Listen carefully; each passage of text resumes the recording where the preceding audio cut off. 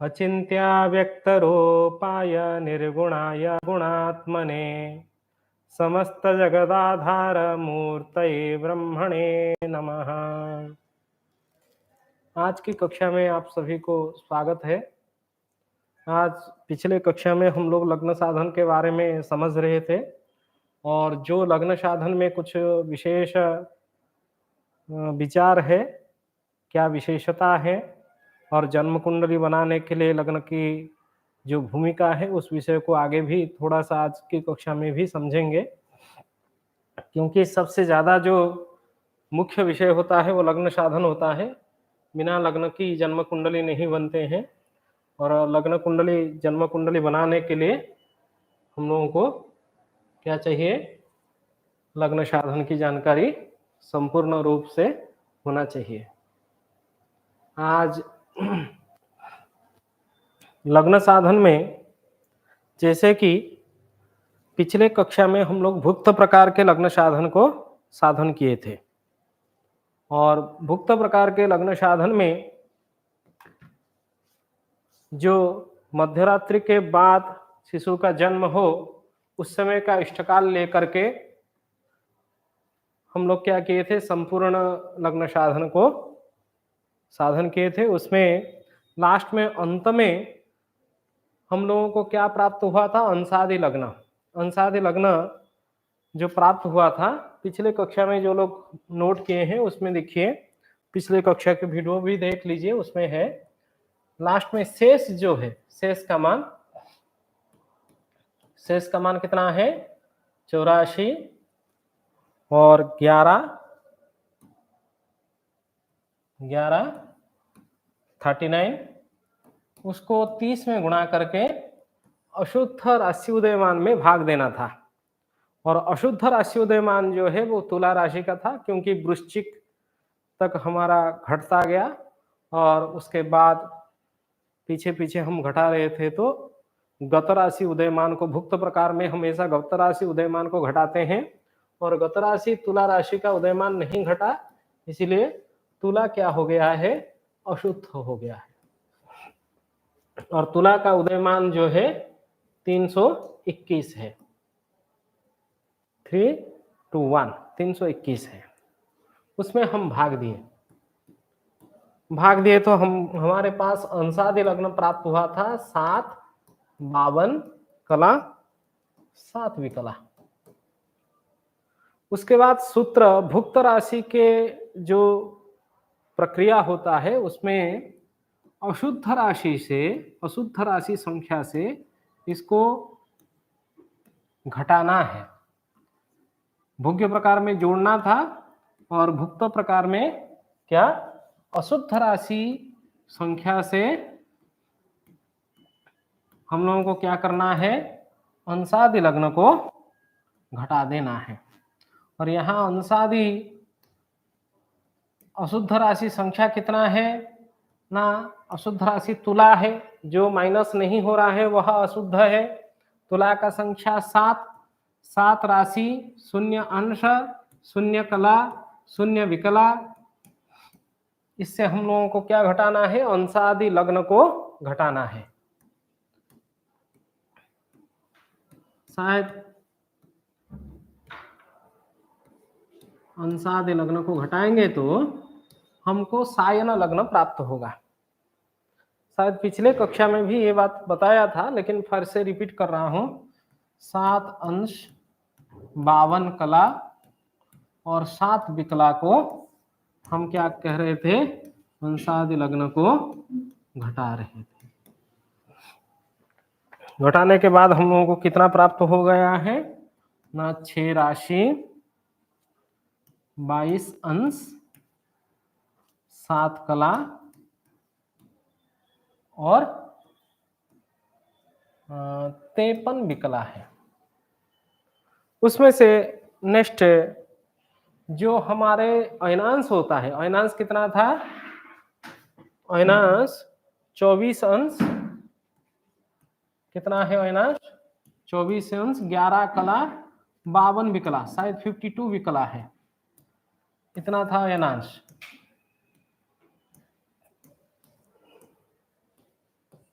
क्योंकि यह हम शुद्ध अशुद्ध राशि संख्या से अंशादि लग्न को घटाने के बाद हमारा सायन लग्न प्राप्त हुआ।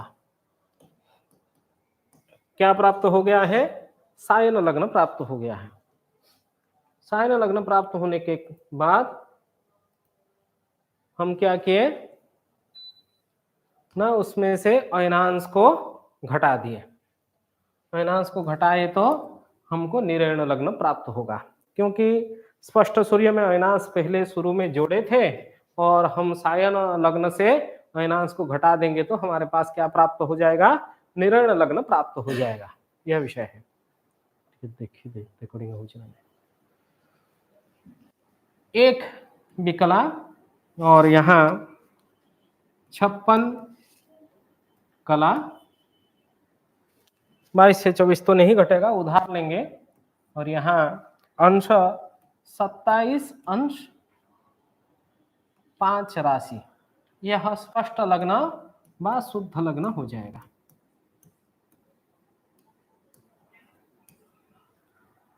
कोई भी मोबाइल सॉफ्टवेयर व मोबाइल ऐप में हम लोग इसको चेक भी कर सकते हैं। हमारा डेट ऑफ बर्थ और टाइम ऑफ बर्थ डाल करके हम लोग चेक भी कर सकते हैं। हमारे सामने दृक पंचांग है, उसी दृक पंचांग से हम इसको एक बार लग्न साधन जो किए हैं वो सही है या गलत है, उसको भी आप क्रॉस चेक कर लीजिए। उससे क्या होगा, थोड़ा सा आपका जो गणित आप किए हैं वह सही गलत का पता भी चलेगा। कुंडली निर्माण, उसमें क्लिक कीजिए, आप लोगों के पास दृक पंचांग होगा और यहाँ जो डेट ऑफ बर्थ डाले हैं उसी में केवल अपना डेट चेंज कर लीजिए। 29 तारीख डेट ऑफ बर्थ था और 29 तारीख का, क्योंकि 28 तारीख के रात का है, रात 12 बजे के बाद हम लोग यहाँ डेट में क्या करेंगे, जो मोबाइल ऐप में अथवा सॉफ्टवेयर में 29 तारीख डालेंगे। ये ध्यान देने वाला विषय है। और समय जो था 2 बज के कितना था, 2 बज के 50 मिनट, 2 बज के 50 मिनट। यहाँ 50 मिनट आप लोग कर लीजिए अपना अपना मोबाइल में 50 मिनट और एम डाल दीजिए, क्योंकि 2 बज के 50 मिनट मतलब वो एम में होगा। रात 12 बजे के बाद आपको एम से काउंट होगा। यह जन्म कुंडली हमारे पास आ गया है और जन्म कुंडली में ये लग्न का अंश यहाँ पूरा पूरा लिखा रहता है। यहाँ देखिए लग्न के अंश कला विकला और प्रत्येक ग्रहों की अंश कला विकला ये जन्म कुंडली जैसे यहाँ पे लिखा रहता है। इसको देखकर भी आप लोग अपना कुंडली बना सकते हैं। कभी कभार मोबाइल आप अप टू डेट नहीं होने के कारण वो गलत दिखाता है, इसीलिए पंचांग देख करके गणित बनाइए और वो भी अभ्यास होगा। उसके बाद इसको क्रॉस चेक कीजिए। यहाँ देखिए 27 अंश 55 कला 15 विकला, मात्र कुछ विकलाओं का फर्क है। सामान्य ये होता है, कोई मतलब एक कला का सोच लीजिए, यहाँ 55 कला है, वहाँ 56 कला है, एक कला का इसे 19-20 होता है। उससे कोई जन्म कुंडली का फलादेश में व जो जन्म कुंडली के निर्माण में ज्यादा कोई अंतर नहीं आता है, इसलिए यह ग्रहण योग्य है, कोई समस्या इसमें नहीं होगा। और सूर्य स्पष्ट भी ठीक है, हम लोग सूर्य स्पष्ट भी बनाएंगे तो यही आंसर आएगा, क्योंकि हम लोग सूर्य स्पष्ट इसको साधन किए थे इसका, इस जन्म कुंडली का। तो संपूर्ण ग्रहों का ग्रह स्पष्ट आप इसी तरह बनाने के बाद ग्रह गति में, जैसे आप लोगों को ग्रुप में जगन्नाथ पंचांग दिया गया है, जगन्नाथ पंचांग देख करके आप अपना नोटबुक में संपूर्ण ग्रह स्पष्ट बनाइए, चंद्र स्पष्ट, भयात, भभूग, और जैसे कि चंद्र का नक्षत्र कौन से चरण में है, ये सब इसमें लिखा रहता है। जैसे चंद्र मिथुन राशि में है, मृगशिरा नक्षत्र में है, 3 पाद मतलब तृतीय चरण में चंद्रमा है। इसी कारण से चंद्रमा शिशु का जन्म मृगशिरा नक्षत्र मिथुन राशि तृतीय चरण में होने के कारण मृगशिरा का जो अक्षर है, जो चुचे चोला अश्विनी लीलू लेलो भरणी अयुए कृतिका उबा विभु रोहिणी बेबो काकी मृगशिरा होता है। काकी का अक्षर से इसका जन्म नाम, मतलब जन्म कुंडली में जो गुप्त नाम है वो का अक्षर से रखा जाएगा। इसी प्रकार हर कुंडली को आप बनाने के बाद इस द्रुक पंचांग से आप क्रॉस चेक भी कर सकते हैं। और आप जहां भारत के जिस प्रांत में है वहां लोकल पंचांग भी होगा, उस पंचांग से अपना कुंडली बनाइए और उससे केवल आप लोगों को यहाँ देखिए ये पूरी का अक्षांश और रेखांश यहाँ लिखा गया है 19 डिग्री 19.80 मतलब 19 डिग्री और 40 कला का यह पूरी का अक्षांश है और रेखांश 85.82 मतलब 85 अंश 49 कला। इस तरह की रेखांश और अक्षांश के आधार पे संपूर्ण पूरी अक्षांश के अनुसार जन्म कुंडली बन के आप लोगों को दिखा रहा है। और यहाँ नीचे आप लोगों के सामने दशा अंतरदशा भी दिखा रहा है, शो कर रहा है। और इस मोबाइल आप में थोड़ा भिन्न दिखाता है, इसमें थोड़ा भिन्नता है। आप अपना मोबाइल को अप टू डेट कीजिए और उसमें भी चेक करेंगे तो आप सारा डाटा उसी में आप लोगों को प्राप्त हो जाएगा, कोई समस्या नहीं होगी। आगे थोड़ा सा कुछ जन्म लग्न साधन में कुछ विशेष प्रक्रिया को हम थोड़ा ध्यान देते हैं। क्या विशेष प्रक्रिया है? कभी कभार क्या होता है, जो इष्टफल से हम लोग भुक्तफल को घटाते हैं वो भुक्तफल घटता नहीं है, अथवा इष्टफल में से भोग्यफल घटाना है वो घटेगा नहीं, क्योंकि भोग्यफल बड़ा हो जाएगा और इष्टफल छोटा हो जाएगा। कब ऐसा होगा, थोड़ा सा चक्र में समझ लेते हैं। ये हमारा उदय का बिंदु है, उदय के बिंदु को हम क्या कहते हैं? लग्न कहते हैं। ये उदय क्षितिज है, उदय क्षितिज में राशि वृत्त की जो संपात है उसको लग्न कहा जाता है। और ठीक उदय लग्न, ये जो उदय क्षितिज के बाद मतलब जन्म समय सूर्योदय के कुछ समय के बाद, अल्प काल के बाद हुआ है व अल्प काल के पहले हुआ है, इस तरह के समय में। जैसे कि आज का हम लोग एक लग्न साधन के लिए जन्म समय ले जाते हैं। आज कितने बजे सूर्योदय हुआ है? थोड़ा सा द्रुक पंचांग एक बार खोल लीजिए और अपना सूर्योदय देख लेते हैं। द्रुक पंचांग में यहाँ 1 तारीख आज है, आज का सूर्योदय जो है यहाँ लिखा रहता है कितने बजे है? 6:05 में सूर्योदय हुआ है। तो 6:05 में सूर्योदय हुआ है, उसी के अनुसार हम जन्म समय लेंगे। ले जाते हैं जन्म समय 7:05 का। 7:05 का जन्म समय है और 6 कितने समय का? 6:05 का सूर्योदय है। उदय जो है वो 6:05 का है। और इसका इष्टकाल बनाएंगे तो वो तुरंत फटाक से बन जाएगा। 7:05 से 6:05 को घटाएंगे तो 1 ही मिलेगी। 1 घंटा बराबर 2.5 घटिका होता है, तो इष्टकाल क्या होगी? 2.5 घटिका होगा। आप लोगों को समझ में आ रहा होगा। इष्टकाल कितना हो गया? 2.5 घटिका है, मतलब 2 घटी 30 पल इष्टकाल है। यहाँ इष्टकाल का मान बहुत कम है। और हम जैसे सूर्य स्पष्ट, इसी आज का सूर्य स्पष्ट के आधार पे हम लोगों को क्या बनाना है? लग्न साधन बनाना है। इसलिए उसी समय का सूर्य स्पष्ट चाहिए। किस समय का? 7:05 का, शिशु जिस समय में जन्म हुआ है। थोड़ा सा फिर से अपना मोबाइल आपको निकाले और ब्याग चले जाए, ब्याग जा करके अपना जन्म कुंडली वाला बना देखे। और जन्म कुंडली में यहाँ डेट्स तो ठीक है, टाइम थोड़ा चेंज कर दे। टाइम कितना है? 7:05 कर दे।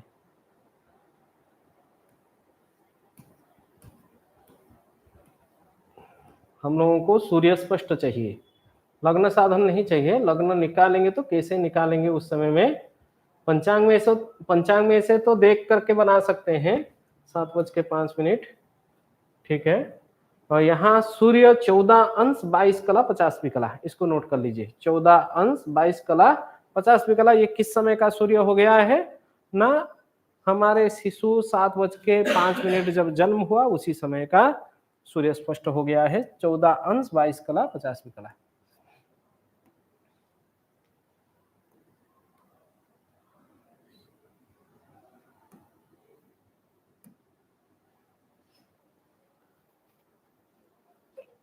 सूर्य सूर्य स्पष्ट है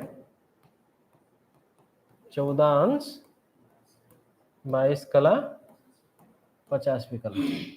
ये वृश्चिक राशि में सूर्य है। अभी तो वृश्चिक राशि में चल रहा है, इसलिए वृश्चिक राशि में है। जैसे हम अयनांश जोड़ते हैं और सायन सूर्य बनाते हैं, उसका भुक्त भोग्य वो सभी प्रक्रिया को देखते हैं। अभी थोड़ा ये सब मिटा देता हूँ। ये स्पष्ट लग्नों को आप लोग नोट कर चुके हैं। 5 राशि 27 अंश 56 कला 1 विकला, ये स्पष्ट लग्न पिछले जो कल की उदाहरण का था। और अभी थोड़ा नया विषय देख लेते हैं।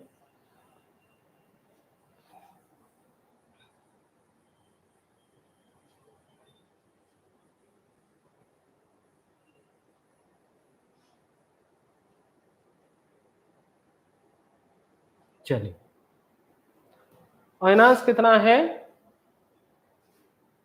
स्पष्ट सूर्य में अयनांश जोड़ते हैं। वृश्चिक राशि मतलब 7 राशि 14 अंश और 22 कला 50 विकला। इसमें अयनांश जोड़ दीजिए। अयनांश कितना है? 24 अंश 11 कला कितना विकला? 52 विकला है ना? ठीक है, तो इसको जोड़ देना है, सायन सूर्य बना लेंगे।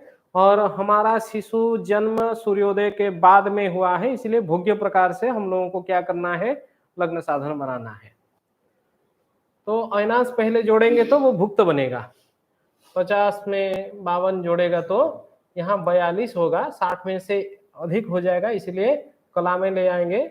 2 एकम 2 प्लस 1 3 और इधर से एक आया 4 और यहाँ 3 34 हो गया। 4 4 8 और यहाँ राशि की संख्या बढ़ गई, धनु राशि हो गई। अभी आप इसका भुक्तफल भी निकालेंगे, लेकिन हम भोग्य प्रकार से हम लोगों को लग्न साधन यहाँ करना है, क्योंकि वो शिशु सूर्योदय के बाद हुआ है। फिर से वही बात कह रहा हूँ, ध्यान से आप लोग इसको नोट कीजिए। 30 अंश में से भुक्तांश को घटाते हैं तो क्या प्राप्त होता है? भोग्यांश प्राप्त होता है। यह सूत्र है। 8 अंश 34 कला 42 विकला, यह जो भुक्तांश है सायन सूर्य का भुक्तांश, सूत्र याद होगा लग्न साधन का आप सभी को, उसको एक बार चेक भी कीजिए और याद भी कीजिए। भुक्तांश को 30 अंश में से घटाने से भोग्यांश प्राप्त होता है। 60 में से 42 घटेगी 18 होगा, और यहाँ 59 बचा है। 9 में से 4 घटेगी 5 और यहाँ 2। 29 में से 28 घटेगी तो कितना होगा? 21। तो भोग्यांश जो है वो 21 अंश 25 कला 18 विकला हो गया। ये क्या हो गया है? भोग्यांश है। यहाँ सायन सूर्य कौन से राशि में है?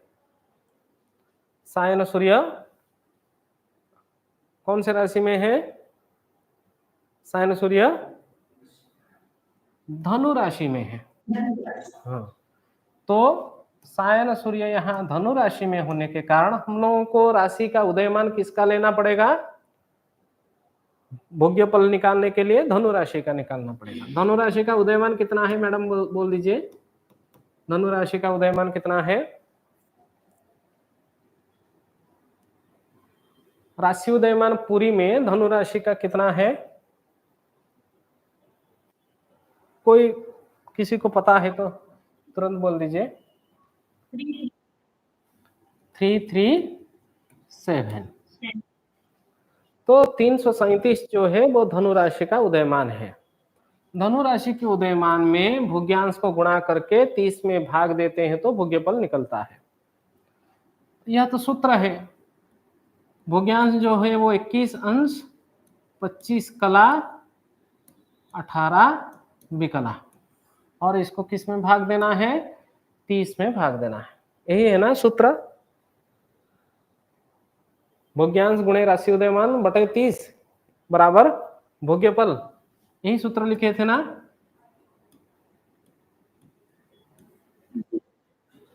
तो देखिए भोग्यफल कितना हो रहा है आप हाइपर साइंटिफिक कैलकुलेटर में, 240 38 12, ये पलात्मक प्राप्त हुआ, 240 पल 38 विपल और प्रति विपल में 12 प्रति विपल में प्राप्त हुआ। यही हुआ ना, देखिए चेक कर लीजिए आप लोग, हाइपर साइंटिफिक कैलकुलेटर सबके पास होगा, उसको चेक कर लीजिए।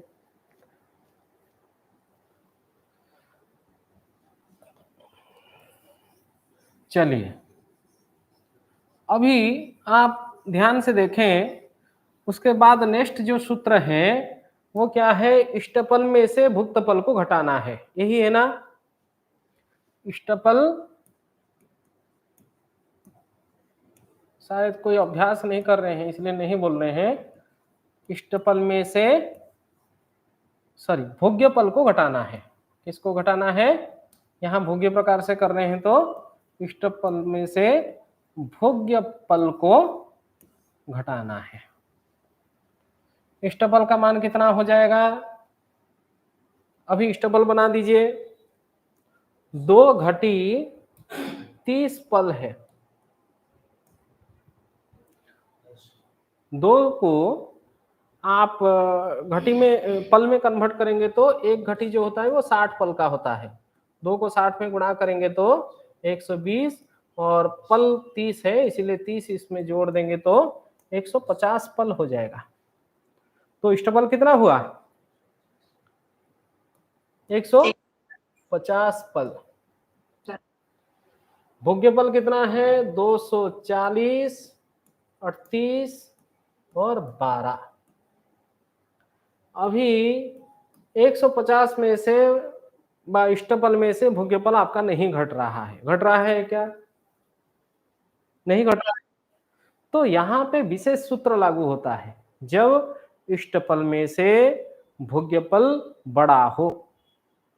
भुक्तपल में भी और भोग्यपल में भी यही नियम है दोनों में, यदि इष्टपल छोटा हो, इष्टपल के मान छोटा हो और भोग्यपल के मान बड़ा हो, लग्न साधन करते वक्त वहां पे आप लोगों को क्या करना है? ये सारा जो लग्न साधन की प्रक्रिया है वो फॉलो नहीं करना है, वहां पे विशेष सूत्र को फॉलो करना है। विशेष नियम क्या है? विशेष सूत्र क्या है? आपका जो इष्टपल है भोग्यांश को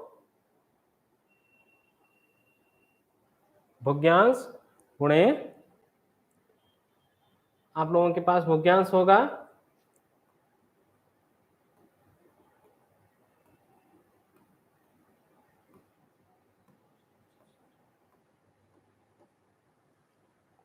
भोग्यांश गुणे आपके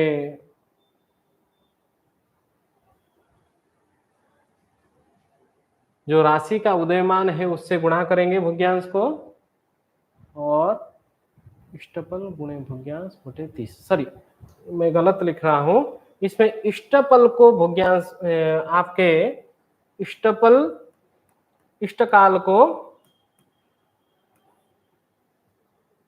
उसमें गुणा करना है, किसमें?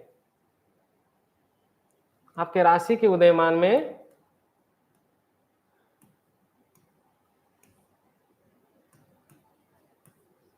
और 30 में भाग देना है। जो लब्धि आएगी इसको आपके सुस्पष्ट सूर्य में जोड़ देंगे तो आपके पास लग्न साधन का मान प्राप्त हो जाएगा।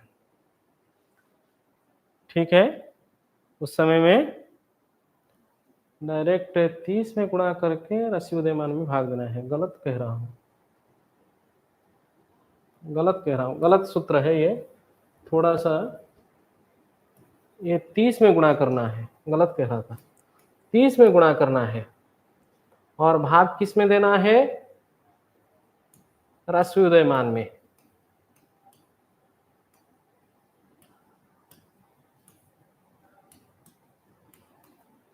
भाग किस में देना है, ह्रस्व उदयमान में। किसको गुणा करना है, ना इष्टकाल को।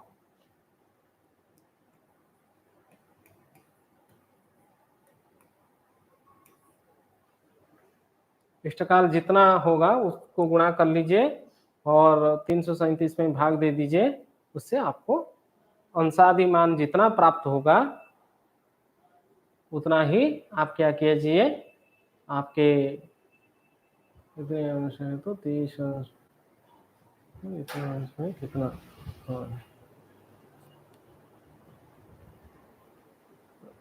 तो इष्टकाल हमारा कितना हो गया है, 2 घटी 30 पल। आप गुणा कर लीजिए, 2 घटी 30 पल इष्टकाल है, उसको 30 में गुणा कीजिए और 337 में भाग दीजिए।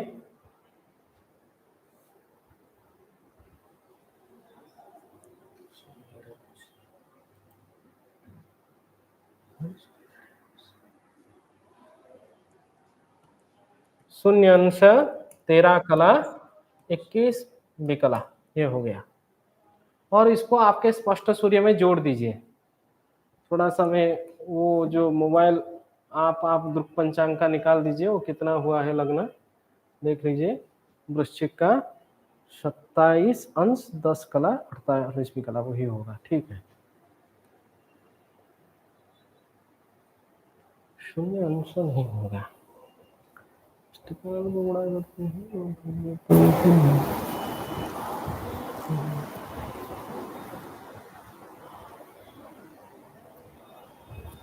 ये विषय कल की ले रखेंगे, क्योंकि ये विषय में ये सूत्र जो है यहीं पे मैं थोड़ा कहीं मिस्टेक कर रहा हूँ, जिस कारण से हमारे सूत्र गलत आ रहा है, इसलिए ये विषय कल समझा दूंगा। आगे के विषय के लिए हम लोग चलते हैं। यहाँ विशेष सूत्र लगता है, ये शून्य अंश नहीं होगा, इसका मान कुछ अलग है। यहाँ इष्टकाल को गुणा करते हैं 30 में, 337 में भाग देते हैं, या क्या है, थोड़ा सा भिन्नता है, इसलिए कल बता देंगे। चलिए आगे की विषय देख लेते हैं। हम लोग संपूर्ण जन्म कुंडली बनाने के जो सूत्र है सारा हम लोगों का क्लियर हो गया है लगभग, और केवल लग्न साधन का जो विशेष सूत्र है उसमें थोड़ा समस्या है, आगे बता देंगे। लग्न साधन और आपका चंद्र स्पष्ट भयात भवोग साधन, कुछ लोग भयात भवोग साधन को भेजे थे मुझे, और वो जैसे 94 घटी किस किस का हो रहा था, कोई मैडम भी मैसेज किए थे, उनका भी समस्या 95 हो रहा था, उसमें 95 से 60 माइनस कर देने से भी वो 35 घटी कुछ पल हो जाएगा। 23 पल या क्या है, भयात का मान कितना था, 95 और कितना आ रहा था, 33। तो आप उसमें से 60 माइनस कर लीजिए, आपका भयात का मान मिल जाएगा। ऐसे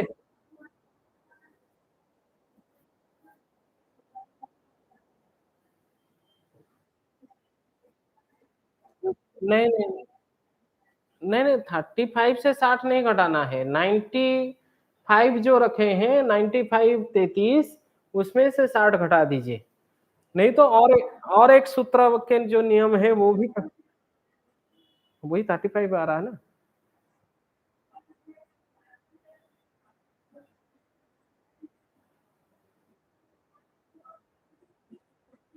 नहीं नहीं नहीं नहीं, आगे कहीं जोड़ना नहीं है उसको। हाँ, वो ही केवल घटा के रख देना है। आप ऐसे आप वहां पे विशेष सूत्र क्या लागू होता है, विशेष सूत्र का नियम जो है, आप भयात के लिए जिस दिन शिशु का जन्म हुआ है उसी दिन यदि गत नक्षत्र हो तो आपको क्या करना पड़ेगा ना, इष्टकाल माइनस गत नक्षत्र मान। हाँ, उससे उससे आपका सूत्र माने भयात बन जाएगा। आप वही मान आएगा, आप जैसे कर रहे हैं इष्टकाल में से गत नक्षत्र मान को घटा देंगे तो वो भयात हो जाएगा, और उससे आप चंद्र स्पष्ट दशा साधन दोनों कर सकते हैं। हाँ, आप शायद मैसेज किए थे, मैं भी आपको लिख करके दिया था मैथ का। ठीक है, ये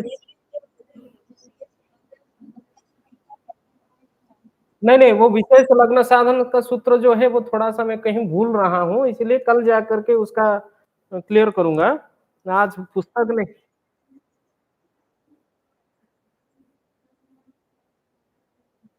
मैं लिखवाया था क्या? इष्टपल? वो इष्टपल करने से होगा क्या? देखते हैं इष्टपल। हाँ, वो सही कह रहे हैं, इष्टपल होगा। वो इष्टघटी जो ले गया उससे शायद इष्टपल कितना है, 150 है, 150 देख लीजिए बना के। इष्टपल गुणे 30 डिवाइडेड अशुद्ध राशि उदयमान। जी जी जी, पिछले कक्षा में हम लोग यही, इसको भी विशेष लग्न साधन का विषय भी पढ़ चुके हैं। हाँ, हुआ हुआ, वाह धन्यवाद मैडम। 13 अंश कितना कला, 21 कला 11 विकला। आप सूर्य स्पष्ट देख लीजिए, 7 राशि 14 अंश 22 कला 50 विकला है। उस सूर्य स्पष्ट में इसको जोड़ देते हैं।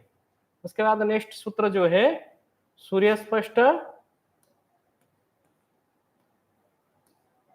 प्लस सूर्य स्पष्ट में प्लस करते हैं, ये जो इसको अंशादिमान कहते हैं, इसको क्या कहते हैं, अंशादि लग्न कहते हैं। और सूर्य स्पष्ट में आप जोड़ देंगे तो वही मान आ जाएगी, 13 अंश 21 कला 11 विकला। आप देखिए सूर्य स्पष्ट आपका कितना है, 7 राशि 14 अंश 22 कला 50 विकला। इतना जोड़ दीजिए,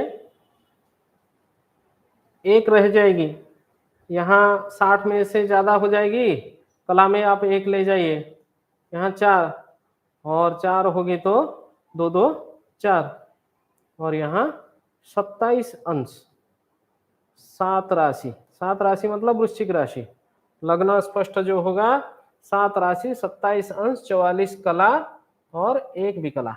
ये जो ध्रुव पंचांग में भी यही मान आया है, नहीं 27 अंश लग्न स्पष्ट जो है वो 27 अंश 10 कला 48 विकला आया है, कुछ कलाओं का फर्क है, सूत्र वही आसपास की है, यही सूत्र है।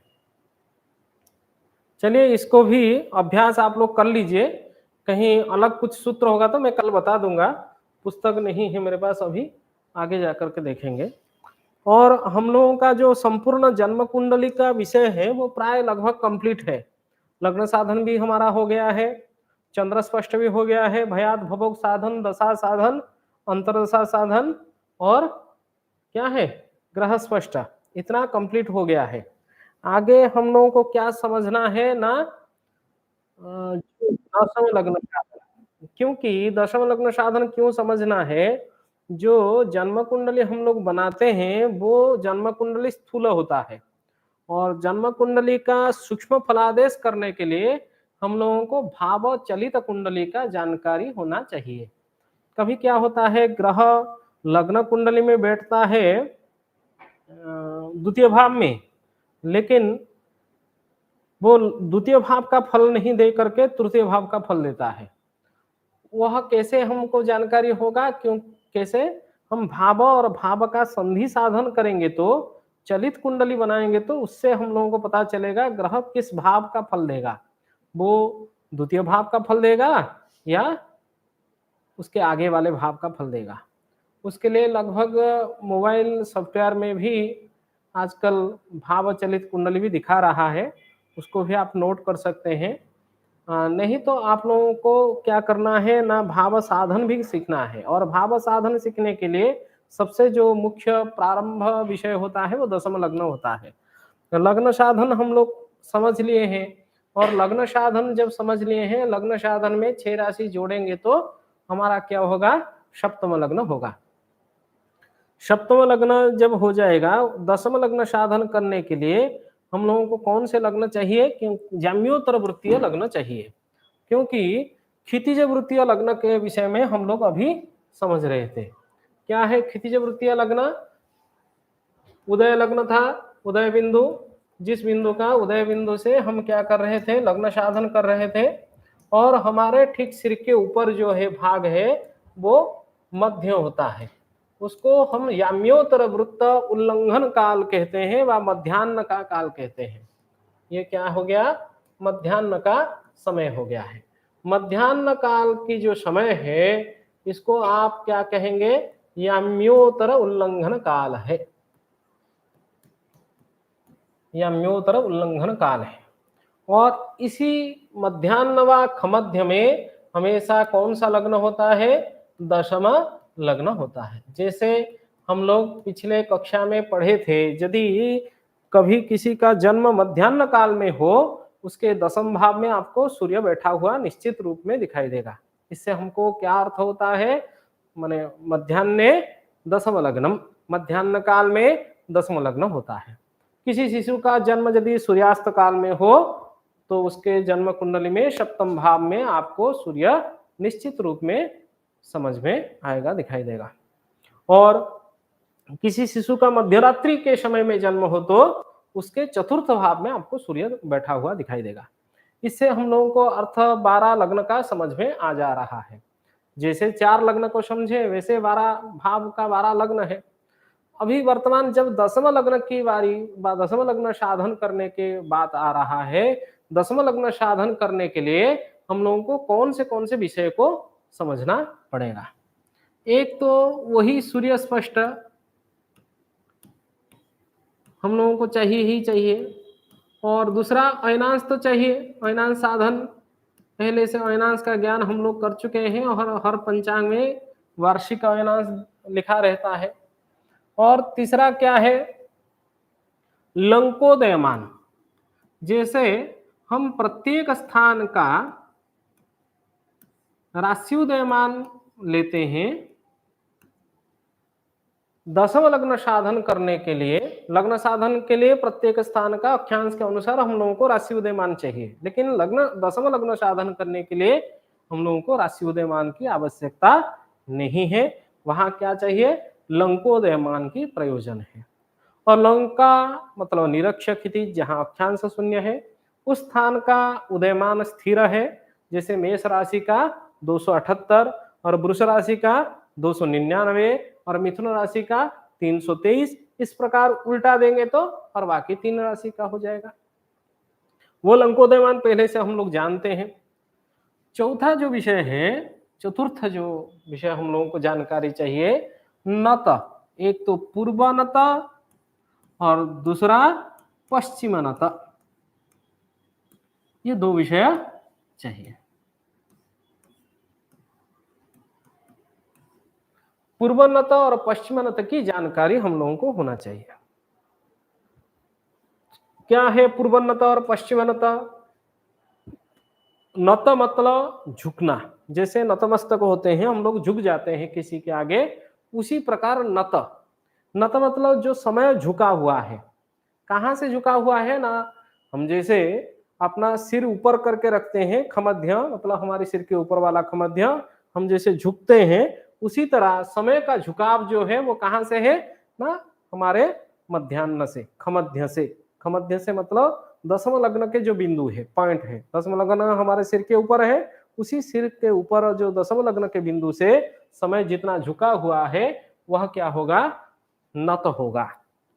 जैसे यदि जन्म समय इसको हम मानते हैं, दिन का 11:10 में जन्म समय हुआ है इस बिंदु पे, तभी हमारे खमध्य से यह समय इतना झुका हुआ है। ये जो झुका हुआ समय है इसको हम क्या कहेंगे? नत कहेंगे, नतकाल कहेंगे।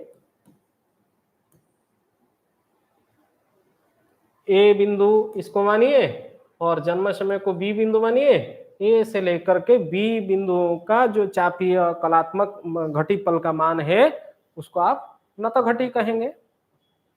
यदि शिशु का जन्म इस तरफ मध्याह्न के बाद हो, ये तो मध्याह्न सूर्योदय से मध्याह्न के बीच में हम लोग एक जन्म समय लिए, उसी तरह मध्याह्न के बाद हो, अभी यह कालखंड जो है इसको आप नत काल कहेंगे। ये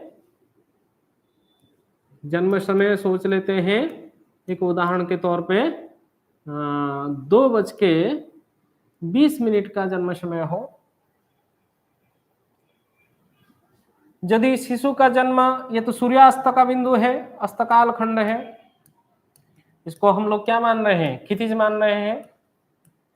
और क्षितिज हमारा राशि वृत्त में जहां संपात कर रहा है अस्त पश्चिम दिशा में, वो अस्त बिंदु है, मतलब अस्त लग्न मतलब सप्तम लग्न है। उसके बाद यदि अस्त के बाद हमारे क्षितिज के नीचे चला जाता है सूर्य, रात्रि होने लगता है। रात्रि में यदि 8-9 बजे किसी शिशु का जन्म है, मतलब रात्रि 9:50 में किसी शिशु का क्या हुआ है, जन्म हो गया है। ये जन्म समय, ये 4 जन्म समय अपना अपना नोटबुक में नोट कर लीजिए, उससे हम लोग 4 इष्टकाल भी कल बना के लाएंगे। यहां से यहां तक, ये ए बिंदु से लेके इसको आप डी बिंदु मानिए, ये सी बिंदु, ये ए से लेके डी तक उस समय में क्या होगा, नत होगा। उसी प्रकार ये क्या हो गया, मध्य रात्रि का स्थान हो गया चित्र में। ये यम्योत्तर वृत्त और राशि वृत्त का नीचे वाला संपात आपका मध्यरात्रि बिंदु अथवा चतुर्थ लग्न अथवा पाताल लग्न भी इसको कहते हैं। ये चतुर्थ भाव का बिंदु है व पाताल लग्न का बिंदु है। मध्यरात्रि के बाद किसी का शिशु का जन्म हो, मध्यरात्रि के आसपास हो सकता है, मध्यरात्रि में हो सकता है, व मध्यरात्रि के बाद का होता है। मध्यरात्रि के बाद के होंगे तो 2:40 AM में यदि शिशु का जन्म हो, ठीक है, 2:40 का जन्म समय हो, और इसको आप ई कर लीजिए, ई मान लीजिए, तो ए से लेके ई तक जो चापीयमान होगा यह क्या होगा, नत होगा। तो आपको 11:10 में ए से लेकर बी तक का नतकाल मिलेगा। 2:20 जो मध्याह्न के बाद का है, ए से लेके सी तक का नतकाल मिलेगा। मध्यरात्रि के पहले और सूर्यास्त के बाद जो 9:50 का है, वहां ए से लेके डी तक का नतकाल मिलेगा। और मध्यरात्रि के बाद ए से लेके ई तक का आपको नतकाल प्राप्त होगा। तो मध्याह्न से जो झुका हुआ समय है वही क्या होता है, नत होता है। यही नतकाल निकालने के लिए हम लोगों को 2 भाग में हम बांट दिए हैं पूरा टोटल संपूर्ण गोल को, संपूर्ण राशि वृत्त को 2 भाग में बांटे हैं। मतलब यहां देखिए, एक जो यम्योत्तर रेखा है इसको बीचों बीच आधा कर लीजिए। इस तरफ वाला जो है वो पूर्व कपाल कहा जाता है, यह जो है वो पश्चिम कपाल है। इस तरफ क्या है, पश्चिम है, और यह जो है वो पूर्व है। यदि सूर्योदय के बाद मध्याह्न के पहले होगा तभी उसको दिवा पूर्व नत कहेंगे। चित्र बना के थोड़ा थोड़ा करके लिख लीजिए। और मध्याह्न के बाद सूर्य अस्त के पहले हो तो दिवा का यह क्या हो जाएगा, पश्चिम नत होगा।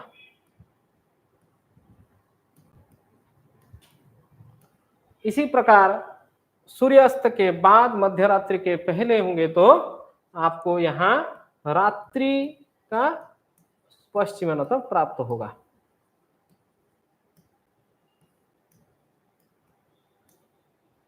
उसी प्रकार मध्यरात्रि के बाद यदि किसी का जन्म हो, ये पूर्व कपाल होने के कारण रात्रि पूर्व नत होगा। तो यह तरफ दिन में दिवा पूर्वनत, रात्रि पूर्वनत, दिवा पश्चिमनत, रात्रि पश्चिमनत, इसी प्रकार 4 स्टेप में हम नतकाल को जान सकते हैं। तो आप लोगों का काम क्या है, ये चारों का इष्टकाल बना देना है। ये आज का सूर्योदय तो सब लोगों को पता है, वो ये 1 तारीख का आप ले जाइए, और सूर्योदय 6:05 हम लोग यहाँ से देखे थे द्रुक पंचांग में से। तो द्रुक पंचांग हो व जगन्नाथ पंचांग हो, जगन्नाथ पंचांग में 2-3 मिनट का अंतर रहता है सूर्योदय में, आप उससे भी सूर्योदय को लेकर के पूरा बना सकते हैं। ये चारों इष्टकाल आप कल बना के ले आइए, उससे हम नतकाल संपूर्ण साधन कर लेंगे, और नतकाल साधन करने के बाद दशम लग्न साधन हम लोगों का विषय होगा। और एक चीज है, पिछले कक्षा में भी जन्म कुंडली कैसे हम लिखते हैं वो बात हम नहीं बताए थे, बताएंगे करके विषय छूट गया था। अगले 1-2 दिन के बाद वह विषय भी कंप्लीट कर लेंगे, कैसे हम जन्म कुंडली कौन से फॉर्मेट में हम लोगों को लिखना है, कौन से स्टेप बाय स्टेप हम लोगों को देख करके उतारना है, केवल लग्न स्पष्ट जन्म और बाकी सारा खाना कैसे भरना है, और इसके बाद आगे जा करके संपूर्ण जैसे दशा, अंतरदशा, प्रत्यंतर दशा, भाव साधन, भाव संध्यानयन, ये सब जब कंप्लीट हो जाएगा उसके बाद हम षडवर्ग विचार व षडबल विचार में आगे चर्चा करेंगे। और यदि किसी को कोई मैंने डाउट हो, संदेह हो, पूछे आगे विषय कल की कक्षा